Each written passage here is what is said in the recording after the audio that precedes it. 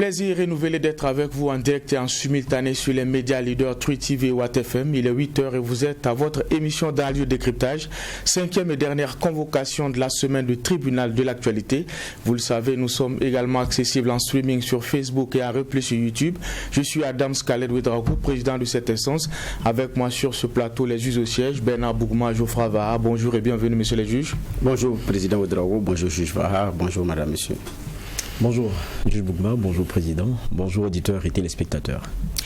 Depuis hier, l'information fait le tour de la toile par décret en date du 2 juin dernier, signé par le président du Faso, le Premier ministre et le ministre en charge de la Défense. Il a institué la création au sein des Forces armées nationales une nouvelle entité dénommée Force spéciale. Quelles sont ses missions? Quelle est l'opportunité de la mise en place d'une telle unité? Est-ce un RSP bis? C'est le premier sujet qui est enrôlé pour la présente convocation. Nous allons également avoir le regard des juges sur la déclaration du président français Emmanuel Macron. Il annonce effectivement la fin de l'opération Barkhane en tant qu'opération extérieure. Le chef de l'État français promet la transformation profonde de la présence militaire française au Sahel. Que doit-on attendre et comprendre de cette annonce? Décryptage avec les juges, mais ça sera après la première fenêtre de cette émission, les avant-propos.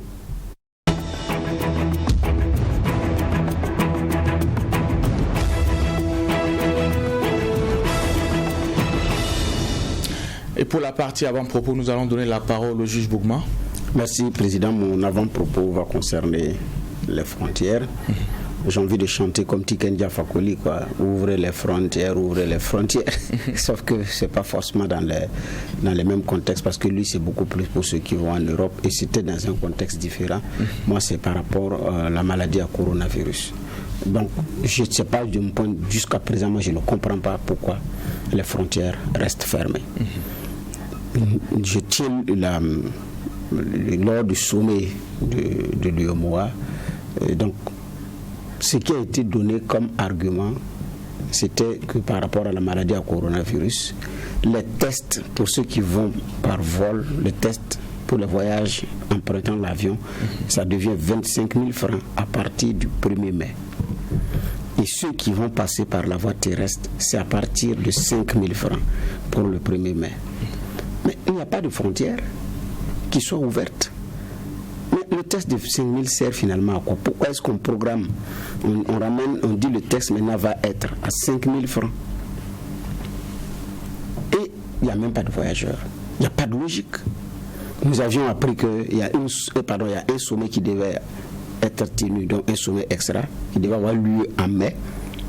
Pour voir ces cas, le sommet n'est pas venu. Nous sommes pratiquement à la mi-juin. Donc aujourd'hui, parce que nous sommes aujourd'hui au 11, nous sommes pratiquement à la mi-juin. Qu'est-ce qui se passe? Parce que j'ai dit il n'y a pas de logique. La maladie à coronavirus d'ailleurs, c'est ceux qui prennent le vol qui l'ont emmené au Burkina. C'est par vol que c'est arrivé au Burkina. C'est vrai que le couple Karambiri a été présenté comme le tout premier cas.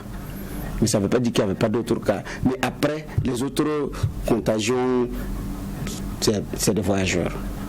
Ceux qui ont été dans un restaurant de la place pour célébrer avec faste l'anniversaire d'un pays et qui l'ont chopé parce que l'ambassadeur l'avait. L'ambassadeur des États-Unis avait la maladie à coronavirus, celui de l'Italie et bien d'autres qui sont venus ici. Et le cas qui a eu lieu en Éthiopie, paraîtrait que c'était quelqu'un d'une nationalité étrangère qui est venu au Burkina, qui repartait, qui l'a embarqué, venir au Burkina et partir avec. C'est-à-dire que c'est même par l'avion qu'il est arrivé, quoi. Mais eux, ils continuent de voyager. Un texte à 25 000, oui. Mais à la frontière, aujourd'hui, ceux qui vivent de ce corona business à la frontière, c'est inimaginable. Ce sont pratiquement les nouveaux riches. Le marché du tricycle, lui, tourne en plein régime.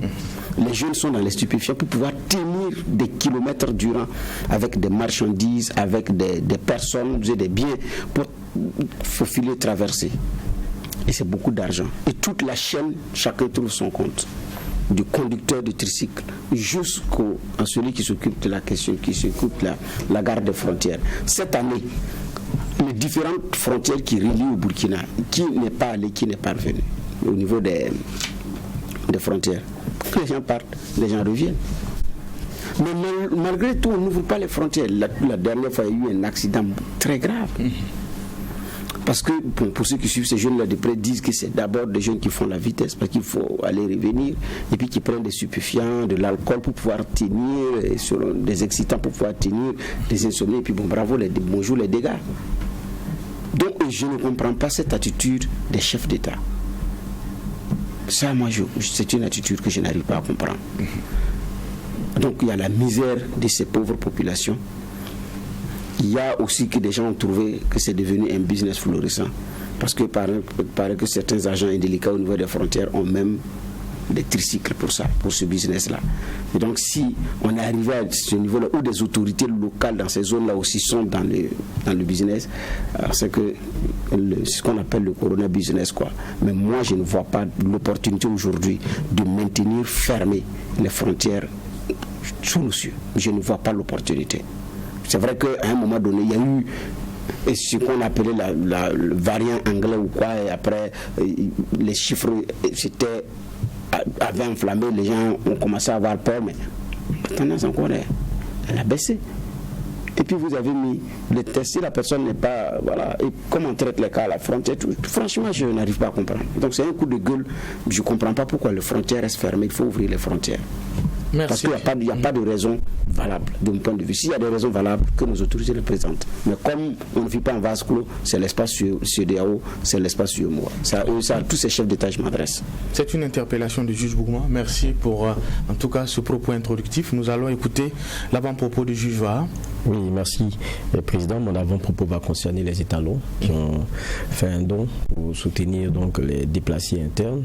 Et cela est survenu après le match d'Abidjan. Donc ils ont, avec tous les Burkinabés, appris ce qui s'est passé à Solan. Et il y a eu cet élan-là. Ils ont cotisé 16 millions, lesquels 16 millions ont été remis au ministère de l'Action sociale pour faire suivre. Et donc, je m'arrête sur ce geste-là parce que pour moi, il est très intéressant dans la situation dans laquelle nous sommes aujourd'hui. C'est vrai que très souvent, depuis Solan, les premiers éléments qu'on a pu voir, c'est l'indignation, protestation, c'est la critique, mais en même temps qu'on dit voilà que c'est une zone où aujourd'hui il y a beaucoup de déplacés, parce que quand on a une attaque pareille, les villages qui sont autour et les gens vont terminer par être convaincus qu'il ne faut pas rester, et donc ça sera des déplacements en masse. Donc taiser c'est bien, critiquer c'est bon, mais il faut penser à ces nombreux Burkinabés là qui sont en train de quitter chez eux et qui deviennent des déplacés internes. Et donc en même temps qu'il y a le regard critique qu'il faut avoir parce qu'on veut une amélioration des conditions et tout, mais il y a un élan de solidarité que les Burkinabés ne devraient pas oublier. Autant on est indigné, autant on devrait penser à ces personnes à travers des dons, à travers un geste qu'on peut faire. C'est des habits qu'on a à la maison, c'est des éléments qu'on n'utilise plus mais qui peuvent encore servir pour certaines personnes qui sont dans des situations difficiles. C'est le moment de penser à cela. Et moi je pense que le geste des étalons nous rappelle cette réalité, parce que le nombre de déplacés internes ne fait que grimper. Donc avec l'indignation que nous avons, le premier sentiment serait de penser aussi à ces Burkinabés qui sont dans des conditions assez difficiles. Merci, messieurs les juges. Merci aussi à l'équipe de réalisation de cette émission, le tribunal de l'actualité, aussi bien à la radio qu'à la télé. Nous l'avons dit, le premier sujet enrôlé pour cette convocation, c'est cette proposition du ministre de la Défense et des anciens combattants. Alors, il a été décrété la création au sein des forces armées nationales une entité dénommée Force spéciale. Le décret, en tout cas, déroule ce qu'on a comme attribution pour cette force-là. Alors déjà, juge Bougma, pour certains, ça apporte de l'eau au moulin de ceux qui avaient à son temps décrié la dissolution du RSP. Oui, effectivement, j'ai vu plusieurs arguments dans ce sens qui disaient pourquoi avoir dissous l'ex-RSP. Donc, il y a beaucoup d'arguments qui sont effectivement allés dans ce sens. Donc, on est nostalgique également d'un passé qui est dépassé parce qu'il ne va plus jamais revenir. Le respect dans son ancienne forme ne reviendra pas. Donc, bon, je ne dirais pas qu'il ne faut pas qu'on perde du temps pour que ça se passe, mais je pense que l'heure est aux solutions de mon point de vue. Dès les premiers moments de l'attaque, le pouvoir en place chacun a passé son temps à y aller de son commentaire, a dit des preuves, a dit qu'ils ont des preuves, même qui ont des connexions à l'extérieur et qu'ils ont toutes ces preuves-là, et que c'est beaucoup plus une stratégie de déstabilisation. Donc j'ai dit, on a passé le temps aussi à ressasser le passé en son temps, plutôt qu'à chercher des solutions. Et 6 ans après, on ressasse ce passé-là. Est-ce qu'on ne va pas aller de l'avant maintenant? Ça, c'est la question que je me pose. Les peuples, les individus commettent parfois des erreurs individuelles et ou collectives. Mais à un moment donné, il faut accepter qu'on passe à autre chose. Je n'ai pas dit qu'on ne tire pas leçon de ce passé-là, qui est d'ailleurs très récent. Mais n'oublions pas aussi qu'il y a eu un contexte qui a prévalu à cela. Je ne pense pas que n'eût été le coup d'État, le RSP allait être démantelé. Réorienter sa mission, revoir ses textes, j'ai dit bon, peut-être. Parce que en fonction des crises, il y a eu des changements. Donc, ce qui fait que après les mutineries, il y a eu des gens qui ont même été mis à la touche.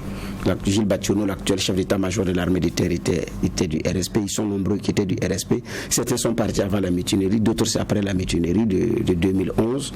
Mais quoi qu'il en soit, c'est un RSP à un moment donné aussi qui s'est revu. Donc il a fait revoir ce texte qui était rattaché aussi à l'armée de terre, donc qui était une unité de l'armée de terre. Donc il y a toutes ces questions-là. Mais après aussi, qui agissait comme s'il n'y avait pas, comment on appelle ça, cette responsabilité hiérarchique qui relevait de l'armée de terre, jusqu'à ce que le coup d'État ait lieu dans les conditions qu'on connaît. Et les mobiles du coup d'État, c'était des mobiles politiques. Donc, c'est ça aussi le passé, la réalité aussi du passé. Dès lors que les mobiles qui ont été évoqués pour justifier, parce que j'ai suivi la déclaration de Gilbert Diendéré qui présidait comment on appelle ça, le CND à l'époque, c'était qui présidait l'ex-CND, le mobile était politique, une transition qui dévie des velléités de fraude électorale à travers la confection parallèle des cartes, comment on appelle ça, de cartes d'électeurs qui avaient été, comment on appelle ça, vues à Ouaga 2000 et à Ouaga Rinter. Le troisième mobile, c'était la loi Chérif, donc la question de l'exclusion. Le mobile était beaucoup plus politique. Alors qu'on avait déjà enregistré les toutes premières attaques terroristes sur notre sol avec l'enlèvement du Roumain à Tambao. Donc déjà, on avait commencé à voir ces signaux-là. Mais qu'est-ce qu'on a fait? Donc on a passé effectivement le temps à vouloir régler des questions politiques pour une unité spéciale formée pour des missions essentielles de protection des personnalités, de déminage et puis de renseignement et des opérations spéciales. Donc c'est vrai que ce n'est pas tout le corps qui était engagé dans les querelles de personnes et dans les querelles politiques, parce qu'il y avait ces deux-là aussi. Il y avait des querelles personnelles et il y a des querelles politiques. Les politiques ont utilisé plusieurs éléments pour arriver effectivement à leur fin. Et c'est ça qu'on devait déplorer. Et ça, c'est ce qu'on a d'ailleurs déploré.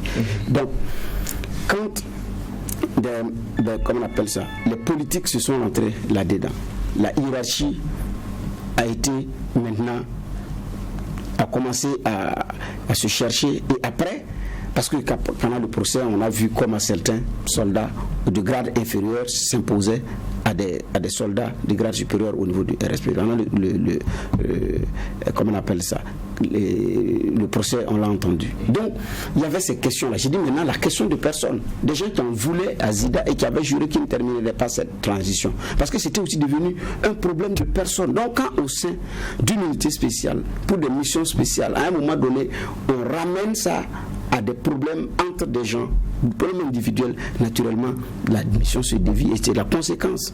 Donc n'oublions pas aussi qu'il y a eu un contexte, mais maintenant c'est venu à un moment donné où il y a eu des victimes. Et ça aussi il faut, malheureusement c'était ça, il y a eu des victimes civiles. L'Union africaine dit ce sont des terroristes, d'ailleurs ce ne sont pas des putschistes, ils sont allés à un autre niveau. Bon, donc avec la pression des boys, l'opinion populaire, l'opinion publique qui à un moment donné elle est difficile à maîtriser, et en même temps je ne sais pas quel qualificatif il faut donner à la foule. Parfois elle sait ce qu'elle veut, parfois elle ne sait pas ce qu'elle veut. Donc il y avait cette pression là aussi qui était là. Et ensuite il y a ceux qui avaient de vieux problèmes à régler aussi avec l'ex-RSP, qui n'ont pas pardonné les soldats du conseil qu'on l'appelait entre griffes de l'époque révolutionnaire, jusqu'à maintenant qui ont trouvé l'occasion de régler un problème. Ils sont nombreux, ceux qui font partie de certains groupes qui ne voulaient plus en entendre parler parce que c'est présenté aussi comme le bras armé de Blaise Compaoré, l'une des tentacules vivantes de Blaise Compaoré à Ouagadougou. Donc quand certains voient un élément de l'ex-RP, ils ne voient même pas un soldat de burkinabé. Il ne faut pas qu'on se voit la face, il voit Blaise Compaoré. Donc on avait ramené ces questions-là à des problèmes de personnes. La conséquence ne pourrait pas être autre. Donc, mais aujourd'hui, est-ce que nous allons continuer à ressasser ce passé-là, nostalgique d'un passé qui ne vient de l'Église, ça ne s'entend plus. Donc, mais quand le RSP a été dissous, c'est sous la transition que finalement les autorités de la transition ont vu. Pour la protection des personnalités, on fait quoi? GSPR. Ils ont créé le GSPR. Mais c'est pourquoi? C'est à peu près les mêmes choses. Donc aujourd'hui, il y a ce besoin-là aussi qui est là. Mais ça ne veut pas dire que l'unité spéciale de l'armée burkinabé était sûrement le RSP. Il y avait ceux de Dédougou, ceux qu'on appelait les commandos de Dédougou. C'était aussi une unité spéciale. Mais c'est des missions, c'est en fonction des missions, quoi. La police a une unité spéciale. Pour ne pas des unités spéciales. Par exemple, vous avez l'UPL, vous avez la BAC, la gendarmerie ANA, il y a l'UIGN. Au niveau de l'armée, il y a des entités spéciales pour des missions spéciales. Mais maintenant, tel que c'est créé, c'est bon, c'est pratiquement un RSP bis. Mais pour le RSP, certains avaient dit on peut conserver le corps et changer la dénomination parce que la dénomination dérangeait certains. Il y a des propositions qui avaient été faites, même sur la transition. Mais le comité qui devait réfléchir par rapport au maintien ou pas de l'ex-RSP a été présidé par qui? Par le général Gilbert Diendéré. La conclusion était sans appel. Il faut maintenir, compte tenu de la spécificité du corps, du niveau d'entraînement et d'efficacité des éléments.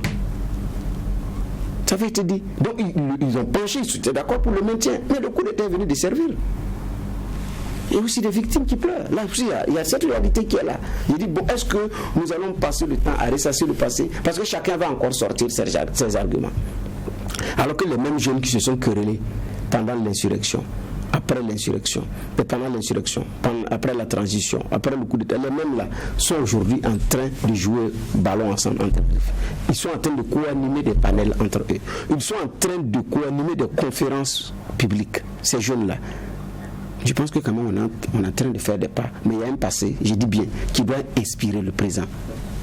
Maintenant, les forces, de mon point de vue, devraient pouvoir aider parce qu'on a un seul pays. La division ne pourra pas nous aider. Comme le disent les Saintes Écritures, une nation divisée contre elle-même tombe en ruine. D'accord. Alors, juge Va, pour certains, le contexte sécuritaire aujourd'hui impose de nouvelles façons de faire, des solutions nouvelles, et la création de cette force spéciale-là peut s'inscrire dans cette dynamique. Quelle est votre lecture? Bon, c'est ce qu'on pourrait croire en tout cas, parce que quand vous lisez l'article 3, on vous dit que les forces spéciales ont pour mission de mener des opérations spéciales visant à atteindre des objectifs d'intérêt stratégique, le plus souvent en dehors des cadres d'opérations conventionnelles. Bon, peut-être que dans la lutte dans laquelle on est, les cadres d'opérations conventionnelles ne suffisent plus à avoir peut-être le résultat probant qu'on veut et qu'il faille à un moment donné se doter peut-être de moyens d'intervention bien ciblés et peut-être auquel aussi on nous aurait donné aussi plus de moyens. Peut-être c'est tout cela. Et puis quand vous regardez sur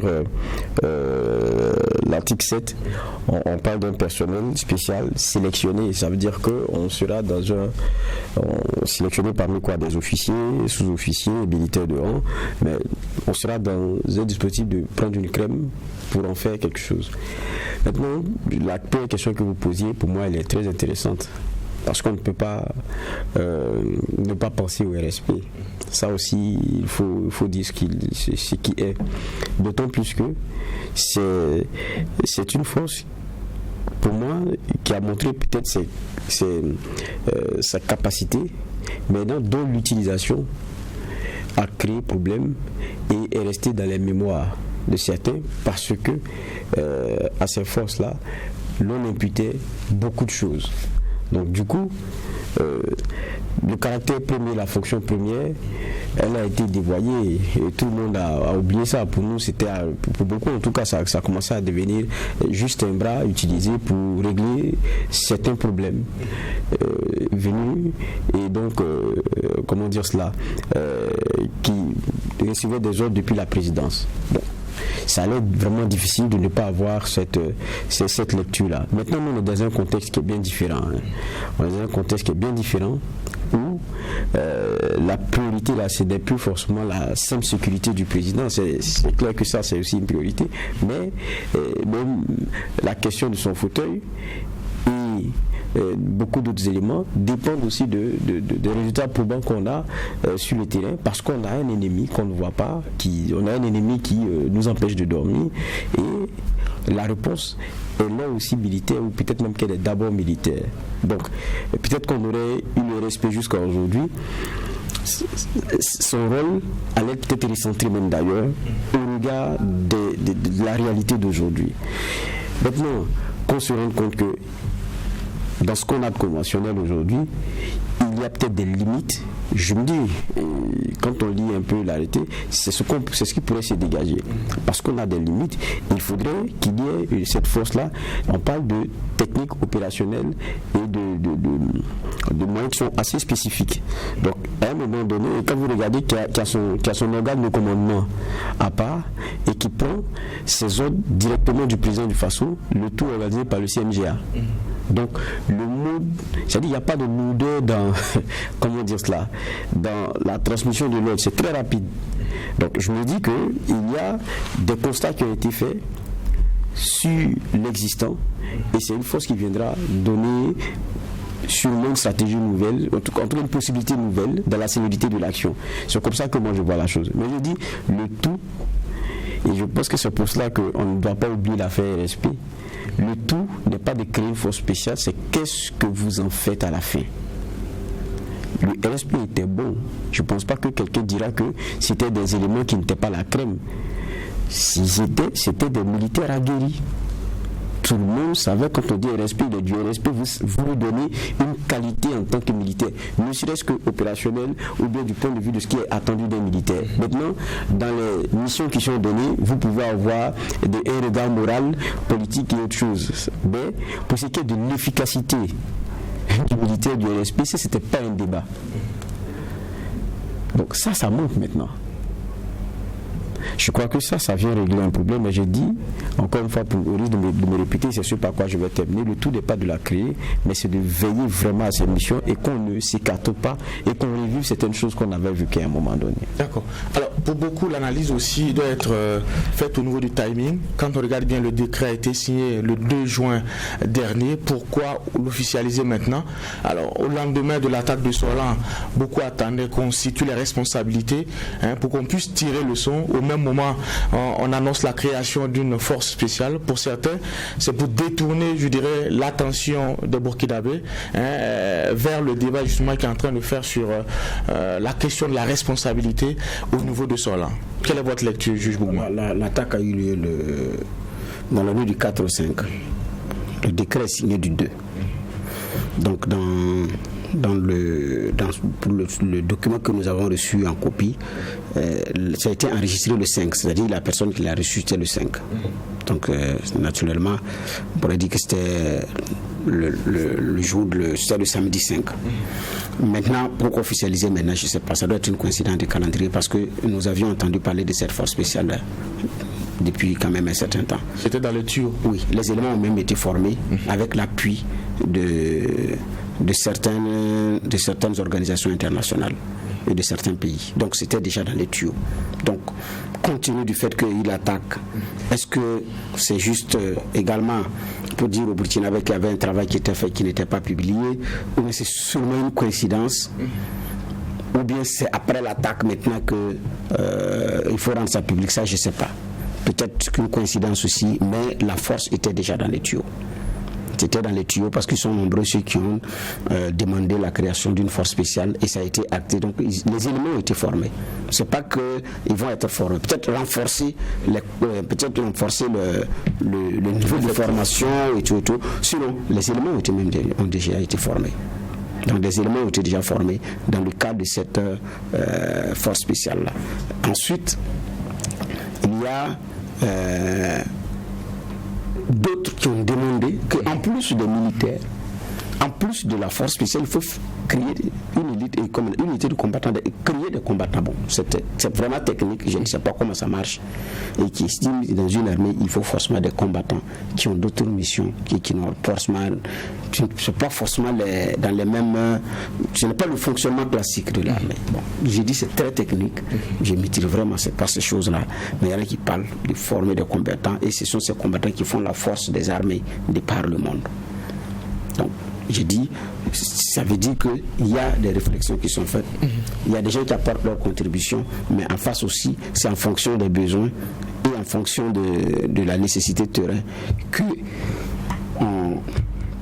on établit les forces. Geoffroy l'a si bien remarqué, cette force ne dépend ni de l'armée de l'air, ni de l'armée de terre, encore moins de la gendarmerie. Ceux que je cite ont tous des états-majors, parce que la gendarmerie nationale a son chef d'état-major, l'armée de l'air a son chef d'état-major, l'armée de terre a son chef d'état-major. Non, c'est le chef d'état-major général des armées. Donc, alors que le RSP prenait ses ordres au niveau de l'armée de terre, c'est-à-dire que déjà le dispositif, l'organigramme, ça a quand même changé. Je pense qu'ils ont plus ou moins tiré leçon des faiblesses et comme au niveau du RSP. Et même la formation, il y a un centre de formation spécialement pour cela. Alors que au RSP, on disait que c'est les meilleurs formés au GIFA. On prend le GIFA, on prenait les meilleurs pour maintenant aller renforcer. Mais maintenant ici, il y a même un centre spécialement dédié pour ça. C'est-à-dire que pour ceux qui vont être admis, c'est déjà ceux qui sont sélectionnés qui vont être admis à ce niveau-là pour être formés. Il y a même un centre qui a été déterminé pour eux. Donc ça dit que j'ai dit bien tenir compte des insuffisances que la machine s'améliore. C'est pourquoi j'ai dit le passé doit pouvoir nourrir le présent. Mais si on va rester prendre du temps encore à tirer sur la corde, ça va être très difficile. Mais je n'ai pas dit que le respect n'était pas une force ou qu'il ne fallait pas dissoudre ou pas, non. Mais en même temps, dans ça ne va pas. Maintenant, c'est où est-ce que la force sera localisée? Parce qu'on dit qu'elle constitue même une région militaire. Elle constitue une région militaire. Donc ça dit qu'il y a un certain nombre de garanties pour pouvoir rendre la force opérationnelle, pour la rendre vraiment efficace. Maintenant, à l'épreuve terrain. Parce qu'ils disent qu'ils sont équipés aussi, avec un équipement spécifique aussi. Ça a été dit dans le décret. Maintenant, c'est l'usage qu'on va en faire après.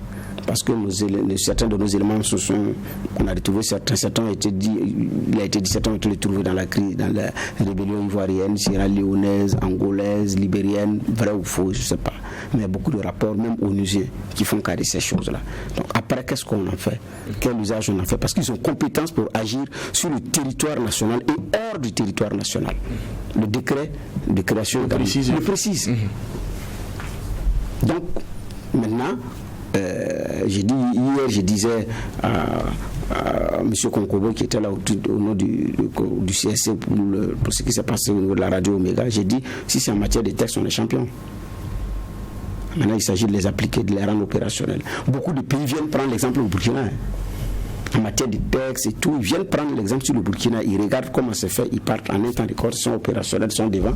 Et nous-mêmes, on pense que c'est quand vous cherchez à savoir que vous vous rendez compte qu'il y a une mission qui est venue prendre l'exemple burkinabé et qui allait reproduire, puis ça marchait. Mais nous, on ne peut même pas faire appliquer.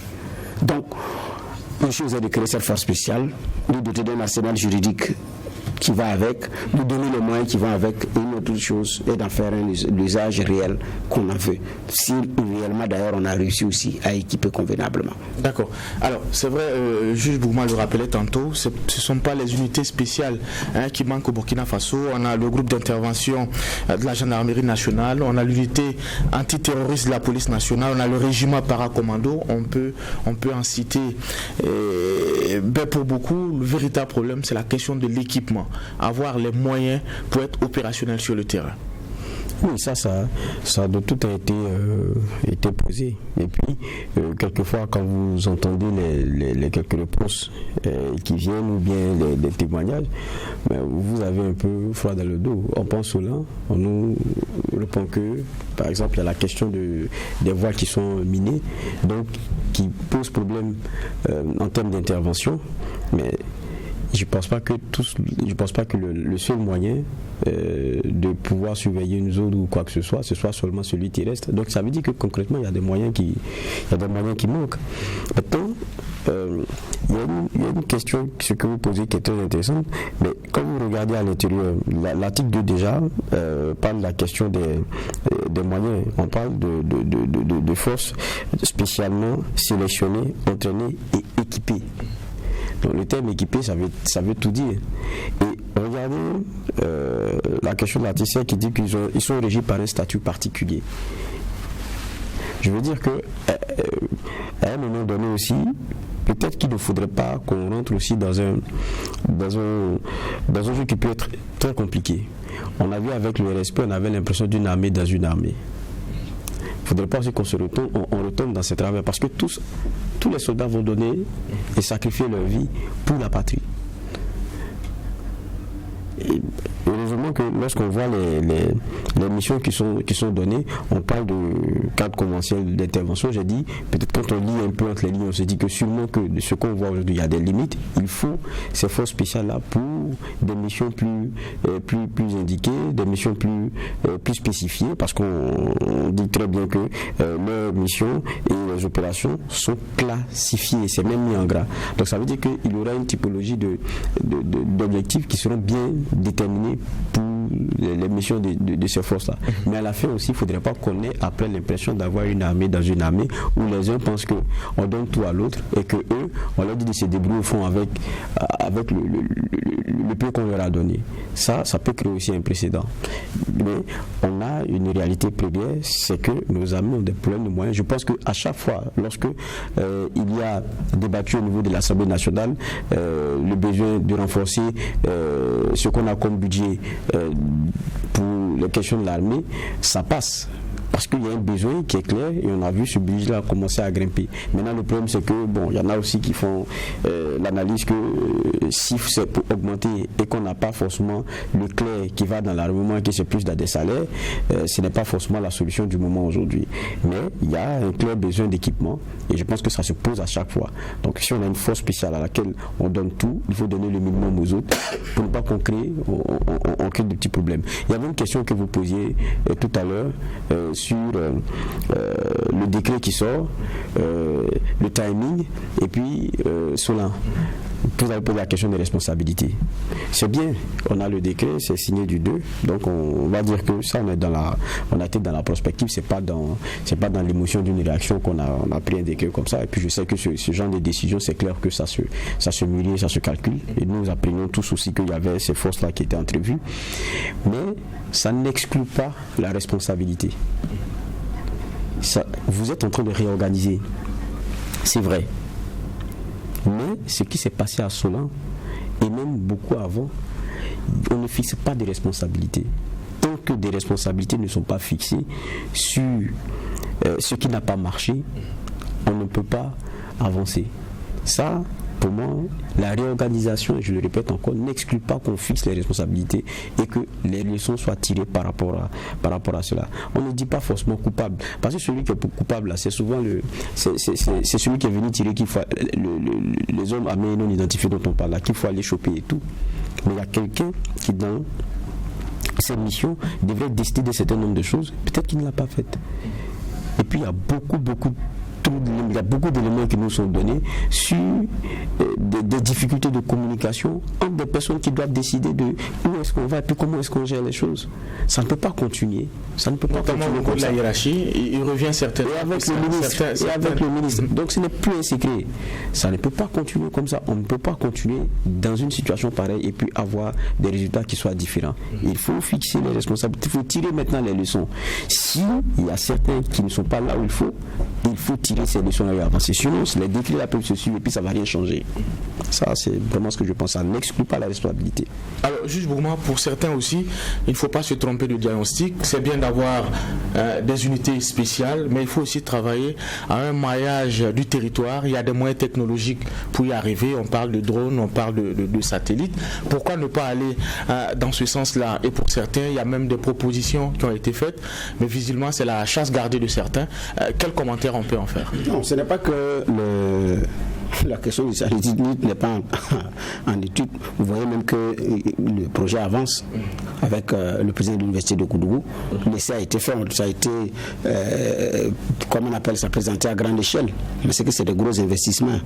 Et puis bon, ça prend du temps. Donc, et un seul pays ne peut pas, il faut aussi de la collaboration d'autres intelligences pour pouvoir le faire. Donc ce n'est pas que ce travail, il n'est pas fait. Mais en attendant de régler ces questions qui sont structurelles, il y a les besoins immédiats qu'il faut régler.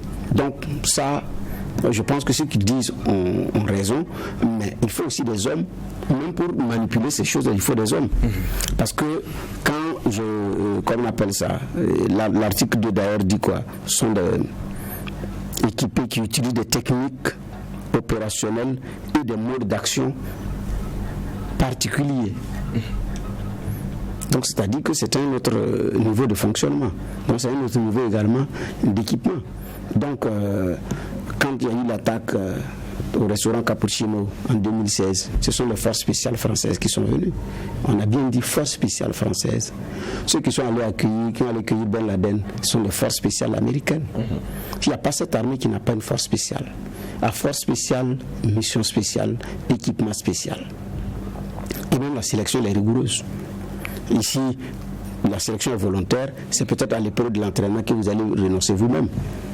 Donc à un moment donné, vous avez une force dans une... voilà quoi. Donc maintenant, c'est l'usage qu'on en fait, sinon on ne peut pas avoir une armée, un pays qui n'a pas une force spéciale. Il ne faut pas rêver, c'est pas possible.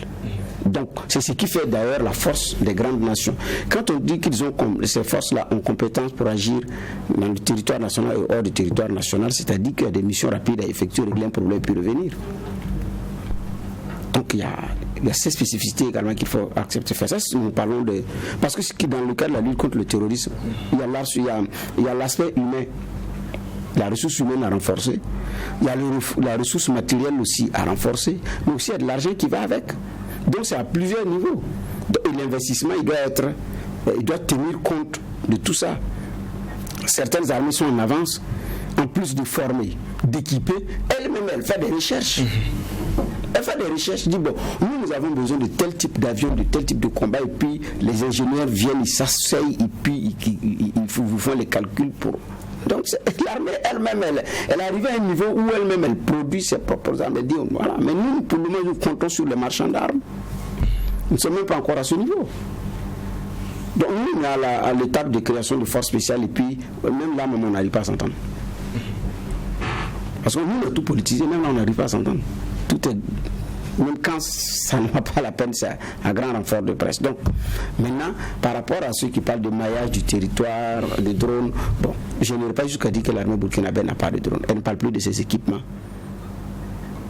Mais à Bobo, je me rappelle des propos de Gilles Thibault, Gilles Batiano, pardon, lors d'une conférence au CBC, par rapport aux drones qui étaient écrasés à Bobo. À la question de savoir le drone appartenait à l'armée ou non, il a dit, mais c'est vous dites que l'armée parle autour de ces équipements. Quand on s'était aussi, comment on appelle ça, vous demandez des précisions. Je ne peux rien vous dire. Bon, la salle a éclaté de rire. Voilà. Il y a eu des drones. Et pour ne pas dire, il y a même des drones. Maintenant, combien? De quelle capacité? Sincèrement, c'est très difficile parce qu'aujourd'hui, les questions d'équipement, ils n'en parlent pratiquement plus. Parce que ça fait aussi partie de leur... C'est ça aussi le mythe, quoi.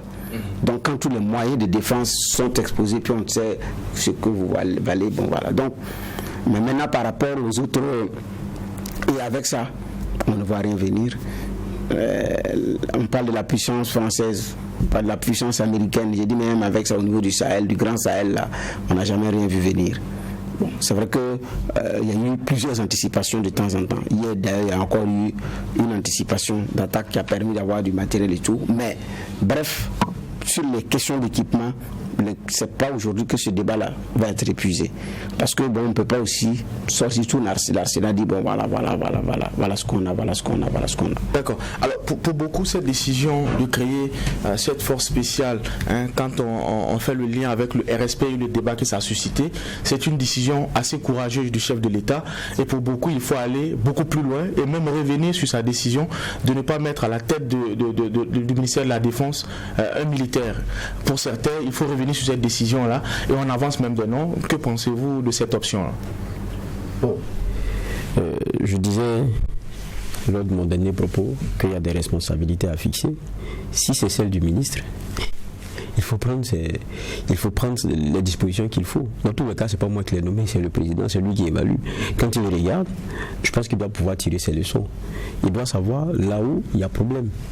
Donc, pour moi, la question du civil ou du militaire, ça aussi c'est quelque chose de profond. Parce qu'on a l'impression aussi que les gens ont du mal à se parler ou bien à se comprendre. Est-ce que c'est la question du civil au ministère qui pose problème? Il y a des choses dont on peut se faire l'économie dans la situation dans laquelle nous sommes aujourd'hui. Le temps d'arrondir les angles et puis de revenir sur des principes qu'on a et qu'on pense sacro-saints. Ça peut être aussi. Mais si c'est ça qui pose problème, il faut revoir. Mais je ne crois pas que ce soit chez nos militaires quelque chose de foncièrement si établi que ça oblige à vomir tout et puis nous mettre dans des situations dans lesquelles nous sommes aujourd'hui. Je crois qu'il y a la réalité peut-être de celui qui prend peut-être les rênes du ministère, sa capacité à écouter, à avoir une démarche plus inclusive avec ceux qui sont les puristes du domaine de la guerre et qui l'ont appris. Je pense que c'est tout ça aussi. Maintenant, s'il faut changer un ministre, si c'est une évaluation qui a été faite, il faut le changer. Mais en tout cas, de ce que nous voyons, ça ne va pas. Ça, au moins, c'est clair. Les faits, là, on ne peut pas les changer. Et depuis, les faits sont têtus. On rentre dans de l'émotion lorsqu'on a plusieurs morts. Après, on a l'impression que ça se tasse. Quand on entend encore une attaque qui fait encore très mal, on revient poser les mêmes problèmes. Et ce qui est dommage, c'est que les explications qui sont données sont toujours les mêmes. Regardez, on ne peut pas avoir des attaques. On se dit non, il faut un bon maillage du territoire. Oui, on veut un maillage du territoire. Mais c'est pourquoi? C'est pour que lorsqu'on ait des garnisons, on ait des positionnements, elles permettent d'irradier de sorte à ce qu'on affaiblisse au maximum l'ennemi. Mais si vous pouvez avoir des garnisons et puis quelques kilomètres à côté on ne peut pas intervenir, à quoi ça sert de les rapprocher des populations? Ça veut dire qu'il y a un problème de fond. D'accord. Juste pour moi, réaction par rapport à ça. Un militaire à la tête du ministère de la Défense. Comme je l'ai dit, il y a des noms qui sont avancés. On parle du colonel Denis Auguste Barry. Votre réaction là-dessus? Non, c'est un débat qui date de depuis. C'est pas un nouveau débat. Donc depuis le premier gouvernement de Roch, Marc-Christian Kaboré, jusqu'au dernier. À chaque fois, cet argument a été brandi. Et Zéphirin Diabré, quand il était chef de file de l'opposition, pour trouver la subtilité, a dit de mettre un professionnel à la tête de ces ministères-là. À la question de savoir, c'est un militaire que vous voulez ou quoi? Il dit non, il a dit de mettre un professionnel. Bon, finalement, il n'a pas dit clairement qu'est-ce qu'il entend par mettre un professionnel au ministère de la Sécurité et au ministère de la Défense. Mais il dit parmi les civils, on peut trouver un professionnel, sans dire forcément qu'il veut un civil. Donc la question dérange même certains au plus haut niveau. D'accord. Voilà, parce que je n'ai pas... donc depuis 2016, les gens disent, bon, comme nous sommes dans un contexte de lutte contre le terrorisme, il faut mettre forcément un militaire à la sécurité et à la défense. Donc il dit qu'il n'en veut plus, et puis ça continue comme ça. Donc, j'ai dit c'est un débat sur lequel les positions sont tranchées. Mais maintenant, moi, c'est pas le militaire ou le civil. On nomme un ministre. Pourquoi? Pour atteindre un résultat. Est-ce qu'il peut descendre jusqu'à l'opérationnel dans certaines zones pour agir lui-même? Non. Il ne peut pas. Parce que lui seul, il ne peut pas. C'est pourquoi il a des hommes qui travaillent avec lui. Mais maintenant, la qualité du ministre va se desservir sur la qualité du travail de toute la chaîne. Fut-il homme de tenue ou civil. Donc peu importe la personne qu'on va mettre, tant qu'à une douzaine de kilomètres les éléments ne vont pas bouger parce que la route est minée. Même si le militaire est le plus gradé de notre armée, on n'aura pas une solution. Donc il y a des problèmes qu'il faut régler en amont avant de pouvoir poser ces problèmes-là. J'ai dit, ce n'est pas forcément la question. Il y a la qualité des hommes, ça je suis d'accord, mais pas forcément un militaire qui peut aussi être un piètre ministre. Ça aussi c'est possible. Comme des civils peuvent être des bons ministres ou des piètres ministres. Merci, monsieur le juge. Nous allons passer au deuxième sujet retenu pour cette convocation. On a en gros 10 minutes pour porter un jugement sur cette actualité-là. Et on le disait en début d'émission, Emmanuel Macron a acté la fin de l'opération anti-djihadiste Barkhane, notamment au Mali. Il s'agit, selon le chef d'État français, d'une transformation profonde de la présence militaire française au Sahel. Juge, voir, que doit-on comprendre avec cette annonce-là? Plus de Barkhane, la France quitte ou quitte pas le Mali. Finalement, qu'est-ce qu'on doit avoir comme compréhension, comme lecture de cette déclaration? Vous savez, moi, en matière politique et surtout venant de ceux dont on connaît les intérêts qui restent immuables, comme la France, je reste toujours prudent. Sur Barkhane, si vous vous rappelez, il avait été prêché par le même Macron la réduction du nombre. Cela lui avait été rappelé. Il a même non seulement tenté de ne pas reconnaître la voix dit, mais il a trouvé une autre formule. Aujourd'hui, lorsque Macron finit de faire sa sortie et son discours, moi j'écoute tout. Écoutez le propos de Florence Parly. C'était sur Twitter, c'est la ministre des Armées. Elle dit quoi? Le dispositif change, pas l'objectif. Ça veut dire quoi? Vous dites Barkhane c'est fini. Et la ministre des Armées dit le dispositif change, pas l'objectif. Quand même. Vous savez, ça c'est pas un devoir un devoir de dissertation. Vous partez ou vous partez pas. C'est ça la question. Mais ne pensons pas que ce que Macron dit, c'est pour les Africains. J'ai dit, rappelons-nous que Macron c'est un président français qui ne défend que les intérêts de la France et des Français. Macron aborde la question de la présence militaire Barkhane aujourd'hui, c'est parce que le débat même en France le met mal à l'aise. Il y a des élections qui sont en train de venir. Les Français n'arrivent pas à comprendre pourquoi est-ce que ils continuent d'être présents au Sahel alors que ils ont des besoins en interne.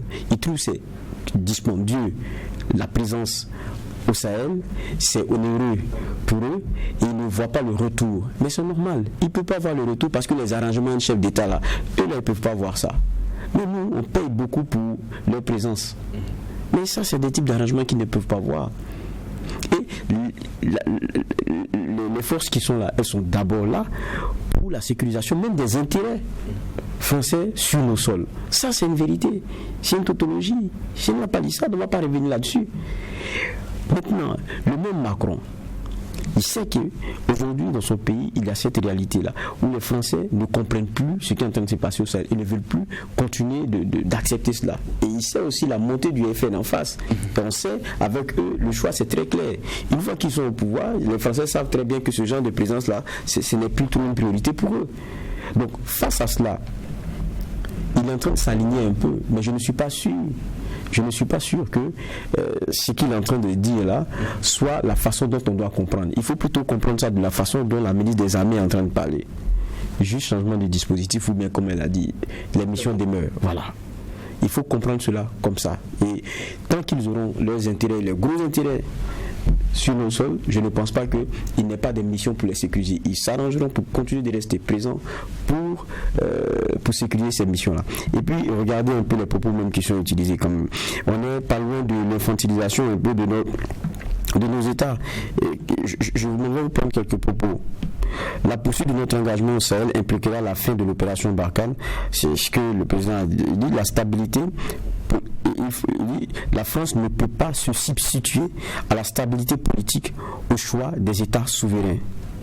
Et c'est comme si l'instabilité là, c'est un choix. Ce qu'il dit, il dit c'est impossible.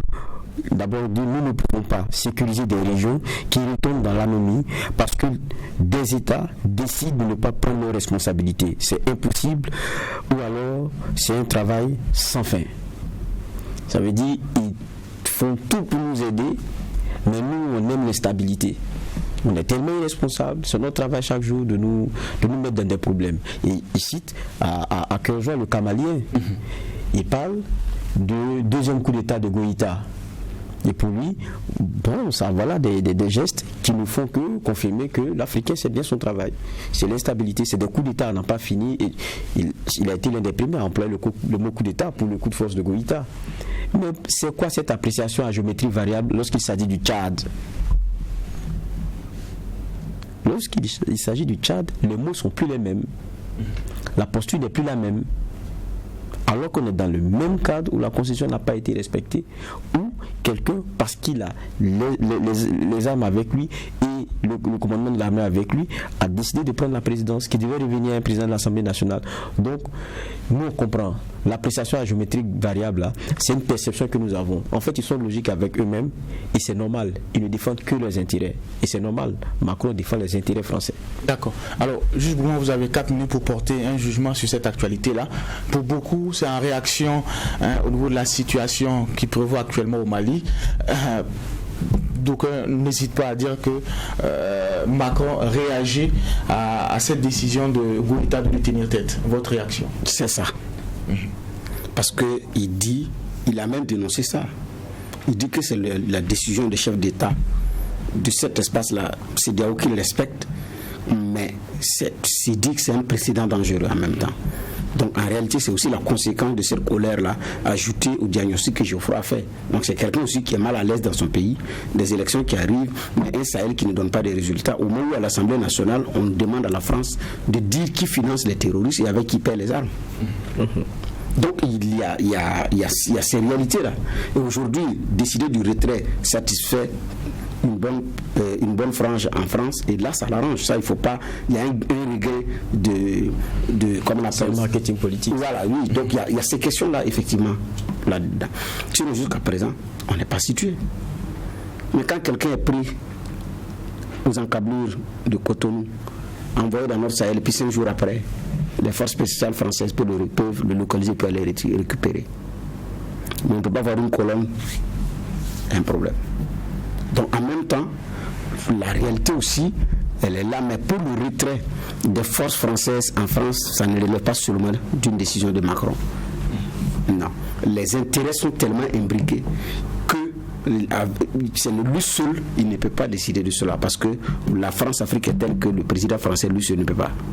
C'est ça aussi l'autre réalité du terrain. Donc il faut convaincre d'abord ces puissants lobbies-là d'armes, de renseignements, des cabinets militaires qui sont français aussi, qui ont de gros intérêts dans cette affaire avant de passer à autre chose. Donc j'attends, c'est pourquoi je n'arrive pas, le cri de Parly est en même temps c'est un message qu'on n'arrive pas à cerner. Assez ambigu. Voilà, mais c'est assez ambigu.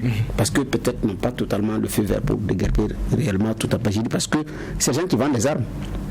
Et parmi eux, il y a les entreprises françaises. Merci, messieurs les juges. Nous sommes au terme de cette convocation et en tout cas de jugement apporté à ces deux actualités-là. On a porté un regard sur l'annonce de la création de forces spéciales annoncée par le chef de l'État et le ministre en charge de la Défense. On a également eu la lecture des juges sur la dernière déclaration du président Macron qui annonce la fin de l'opération Barkhane au Mali, alors qu'il parle même de transformation profonde de la présence française, française au Sahel. Décryptage qu'on a eu avec monsieur les juges. Merci une fois de plus pour ces clés de lecture. On se donne rendez-vous lundi pour la même mission, poser un regard critique sur l'actualité. Mais en attendant, restez fidèles au programme des médias leaders Truth TV et Watt FM.